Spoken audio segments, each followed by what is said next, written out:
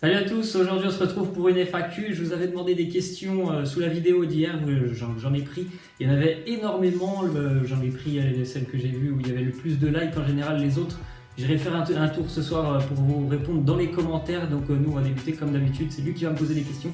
Je vais répondre, donc il n'y a que des questions presque sur la Coupe du Monde, c'est un peu normal. Donc il y en a peut-être une ou deux en dehors de Coupe du Monde, mais principalement c'est sur la Coupe du Monde. C'est parti. Ok, donc une question de Mehdi te dit pour toi quelles sont les 3 équipes qui auraient dû mériter de sortir des poules. Donc des équipes qui n'ont pas été qualifiées, franchement je suis assez déçu quand même pour le Maroc. J'ai trouvé que franchement sur leurs prestations, sur les matchs qu'ils ont fait, ils méritaient mieux. Le Sénégal aussi, ils auraient dû passer pour moi. Après c'est dommage parce que franchement ils jouaient aussi super bien.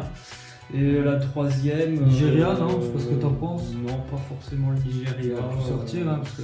Non, j'en ai pas eu l'autre troisième comme ça. Et ces deux-là, c'est vrai que le Maroc et... Ces deux-là me viennent tout de suite parce qu'ils ont bien joué, franchement. Parce que Sénégal, surtout sortir sur le fair play, ça c'est pas super. Et le Maroc, ils ont fait une belle Coupe du Monde, dommage, il faut finir leur action. Ils auraient fini leur action, je pense.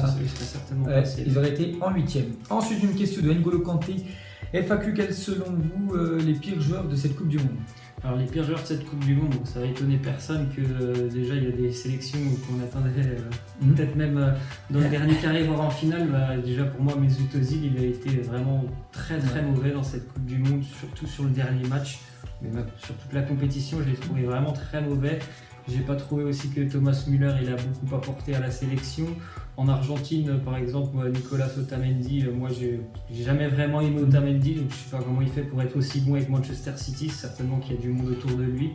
Moi j'en vois des 3 autres joueurs comme ça. David De Gea.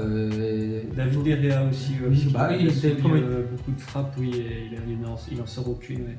Donc il est énorme avec Manchester United, j'étais choqué. Je crois qu'il a fait seulement un arrêt quand même dans cette Coupe du Monde, David De Gea, donc c'est pas assez suffisant quand même pour aller loin, on peut dire, en Coupe du Monde. Ensuite, une question de Chox. Es-tu choqué que Suarez n'a mordu personne pour l'instant à la Coupe du Monde? Non, franchement, Suarez, en plus, j'ai lu beaucoup de choses sur lui ce matin et sur son enfance. Il a eu une enfance vraiment difficile. C'est pour ça que sur le terrain, ça se voit que c'est quand même un combattant, un guerrier et qu'il aime bien les contacts. Mais non, franchement, il s'est beaucoup calmé quand même depuis quelques années. Même avec le Barça, c'est quelqu'un quand même qui est relativement plus calme. D'ailleurs, il a fait des déclarations. Il a dit « Je me préfère comme je suis maintenant ».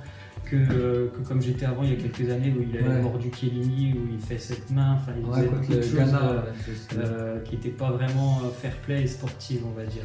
Et heureusement que tu dis pour l'instant, parce qu'oubliez pas que demain, vers 16h, on ne sait pas, peut-être ce qu'il va faire à Griezmann, j'en sais rien, Lloris, peut-être qu'il va mettre des coups de boule, on ne sait pas, on verra demain parce que ça reste quand même un sketch. Suarez. Ensuite, une question de Dani Lova. Pour vous, qui est le favori pour gagner le Ballon d'Or 2018? Le favori, je vais dire actuellement, parce que je pense que moi, ça sera le Brésil qui va remporter cette Coupe du Monde. Donc je pense que ça sera Neymar qui sera favori. Après, si c'est pas le Brésil, ça sera la sélection qui aura gagné, qui, je pense, aura un joueur Ballon d'Or. Après, si c'est la Suède, par exemple, qui est championne du monde, je sais pas s'ils auront quand même le Ballon d'Or, mais normalement, il n'y aura pas une énorme surprise quand même. C'est très rare quand même qu'il y ait un vainqueur inédit en Coupe du Monde. Donc pour moi, c'est Neymar. Pourquoi pas la France si elle arrive à être championne du monde, mais je pense que ce sera la sélection qui gagnera la Coupe du Monde, donc pour moi c'est Neymar. De toute façon, c'est un leader d'une équipe, ça va être soit Neymar avec le Brésil ou Coutinho, pourquoi pas Coutinho. En France, ça peut être Griezmann, il a gagné l'Europa League s'il commence à marquer en fin des buts dans le jeu, plus sur penalty. Mbappé, pourquoi pas, si c'est la Belgique, Kevin De Bruyne ou Eden Hazard, ce sera un de ceux-là, je pense, qui remportera le Ballon d'Or. Ensuite, une question de Dalgang. Selon vous, qui est la révélation de cette Coupe du Monde? Continue comme ça, ne lâchez rien. Merci déjà. La révélation, je pense que pour moi, c'est plutôt, on va dire, vraiment la confirmation. C'est Harry Kane pour moi. Parce que l'Angleterre, c'est fait de nombreuses années qu'il n'y arrive pas quand il y a une compétition officielle. Et franchement, je trouve qu'il fait énormément de bien à la sélection. Pas que parce qu'il marque beaucoup. Franchement, dans le jeu aussi, souvent il est très important dans le jeu, il décroche beaucoup, il fait beaucoup de remises, donc vraiment pour moi, c'est vraiment une grosse confirmation d'Harry Kane.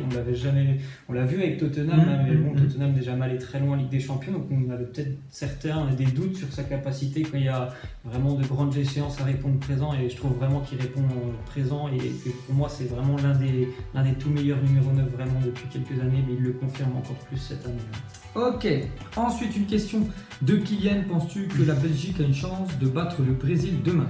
Ah oui, la Belgique elle a une chance de battre le Brésil, bien sûr. Après, le favori sur ce match, bien sûr, c'est le Brésil. Ça me semble évident, mais par contre, il faudra vraiment que les Belges ils sortent un autre match parce que ce qu'on a vu, même en phase de groupe, moi c'est pas pour être méchant, mais le Panama et la Tunisie, c'est quand même relativement faible. Face à l'Angleterre, ça a été plutôt pas mal, mais c'était pas non plus un match extraordinaire. C'était l'équipe B en plus. Moi j'ai regardé la Belgique, ils ont beaucoup de victoires sur leurs matchs amicaux et même dans la phase de qualification. Mais j'ai pas vu un grand adversaire quand même contre eux. Je crois que ça fait plus de 20 matchs qu'ils n'ont pas perdu. Mais j'ai vu des matchs face à l'Estonie, ce genre d'équipe. C'est pas non plus. Donc face au Brésil, il faudra vraiment qu'ils répondent présent et qu'ils sortent un autre match. Et en plus de ça, j'ai très peur quand même pour eux parce que je les ai vus. Ils jouent comme ça depuis longtemps avec cette défense à 3. Et ça me fait peur parce que franchement, contre le Brésil, ça peut aller très très vite. Donc vraiment, faudra qu'ils fassent très très attention. Mais oui, ils ont quand même une chance parce que offensivement, ils ont beaucoup de talent et je pense que des deux côtés, là, offensivement, ça se vaut presque des deux côtés tellement il y a de talent chez ces deux sélections. Ok, ensuite une question de Marcel. Il te dit Messi reste-t-il le meilleur joueur de l'histoire malgré qu'il n'a rien remporté avec sa sélection? C'est l'un des meilleurs joueurs de l'histoire, c'est pas le meilleur joueur de l'histoire. Après, c'est vrai qu'il y a des joueurs qui n'ont jamais réussi à gagner quelque chose avec leur sélection, mais par contre, il y en a qui ont réussi en club et en sélection. Pour Messi, c'est quand même assez compliqué parce que toutes les finales qu'il a jouées, il les a perdues avec l'Argentine. Donc ça reste l'un des meilleurs joueurs, mais certainement ça ne sera jamais le meilleur joueur de l'histoire parce qu'il lui manque un trophée. Ouais, ne serait-ce que la Copa América, il n'a jamais pu la gagner avec la sélection argentine. C'est vraiment dommage. Même il y a 4 ans, la Coupe du Monde, il avait remporté la Coupe du Monde il y a 4 ans contre l'Allemagne. Puis il y en a plein qui auraient dit cette question déjà. Que là, c'est vraiment dommage et c'est compliqué parce qu'on il arrive en fin de carrière quand même. Et en plus de ça, la sélection d'Argentine elle est déjà malade, donc c'est compliqué. Ils collent vraiment tous sur lui et voilà, dès que tu arrives à stopper Messi, on a bien vu, la Croatie a réussi, ils ont gagné 3-0. Nous, la France, on a réussi. Bon, on a fait 4-3, ils ont marqué pas mal de buts, mais quand tu arrives à stopper Messi, l'Argentine, bien sûr, elle n'existe plus. Ensuite, une question de Max Soudou. Est-ce que selon vous, Kylian Mbappé peut croire au Ballon d'Or s'il gagne la Coupe du Monde avec la France et fait de très bons résultats? Ouais, comme on l'a dit tout à l'heure, je pense que le futur Ballon d'Or sera celui qui va faire gagner certainement sa sélection sur les matchs importants et décisifs. Notamment comme il l'a fait face à l'Argentine, même si l'Argentine pour moi était très très faible. Il a quand même très bien répondu au niveau du match. Je crois que c'est 2 buts plus le penalty provoqué quand même pour Mbappé. Donc il faut qu'il continue comme ça demain face à l'Uruguay. Et puis bien sûr s'il est décisif jusqu'à la finale et si la France remporte cette finale, il me semble évident que si c'est vraiment lui qui est décisif, il passera devant Antoine Griezmann et ça sera lui qui sera élu Ballon d'Or. Ouais. Ok, ensuite une question de Sinai. Qui gagnera la Coupe du Monde selon toi avec les équipes restantes? Moi je l'ai dit, je reste sur ce que j'avais dit avant la Coupe du Monde. Je trouve que le Brésil est solide, même si c'est pas du super beau football on va dire.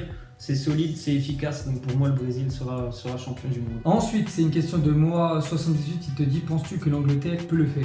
Ouais, déjà les Anglais sont très heureux d'être arrivés en quart de finale, parce que franchement ça leur a fait un bien fou de gagner cette séance de tir au but face aux Colombiens.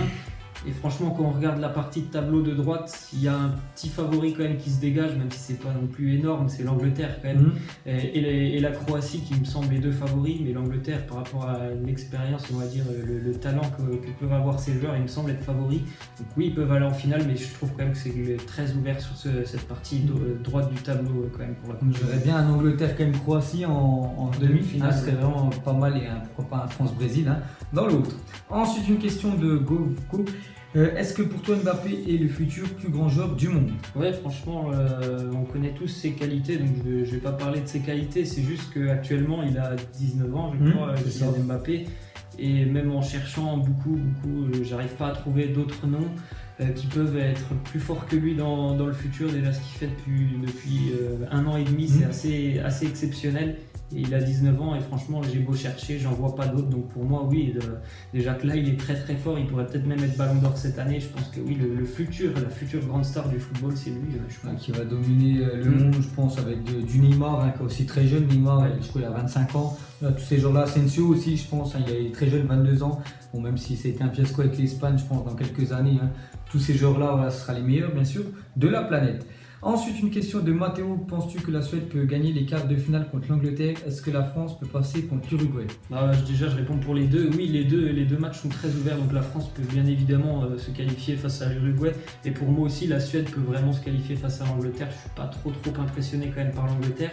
Par contre, je suis vraiment impressionné aussi par la solidité de la défense suédoise, et malgré tout, malgré le fait qu'ils défendent énormément face à des équipes qui essayent d'avoir le ballon, je trouve que les Suédois quand même ils ressortent le ballon assez proprement, donc je suis assez impressionné, et c'est vraiment un match qui me semble beaucoup plus serré que ce que l'on peut croire, parce que l'Angleterre, on va dire qu'il y a des gros noms, mais le collectif suédois me semble quand même assez solide.